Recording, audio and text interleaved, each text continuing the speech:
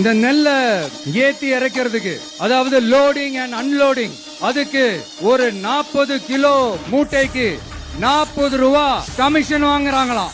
அரசாங்கமே ஒரு மூட்டைக்கு 10 ரூபா கொடுக்கறாங்க. ஆனா இவங்க அதுக்கு மேல 40 ரூபா கமிஷன் வாங்குறாங்க. ஒரு டன்னுக்கு 1000 ரூபா கமிஷன். லேபர் வந்து ஒர்க் பண்றாங்க, டிவிஷன்ல ஒர்க் பண்றாங்கன்னா கொக்குப்பட சொல்லல அவங்க தங்கறதுக்கோ இல்லை அங்கே இருக்கிற டாய்லெட் வசதிகளோ இந்த மாதிரி விஷயங்கள் இருக்குது. அதெல்லாம் அவங்க ஏற்பாடு பண்ணுறதுக்கு இல்லை. அதனால தான் அவங்க நம்ம பண்ணி தர்றதில்லை, தரலது வரைக்கும். அதனால அவங்க 20, 30, 40 மக்கள்கிட்ட பப்ளிக்கிட்ட வாங்கி அதை பயன்படுத்துகிறாங்க. அரசாங்கமே ஒரு மூட்டைக்கு 10 ரூபா கொடுக்கறாங்க. ஆனா இவங்க அதுக்கு மேல 40 ரூபா கமிஷன் வாங்குறாங்க.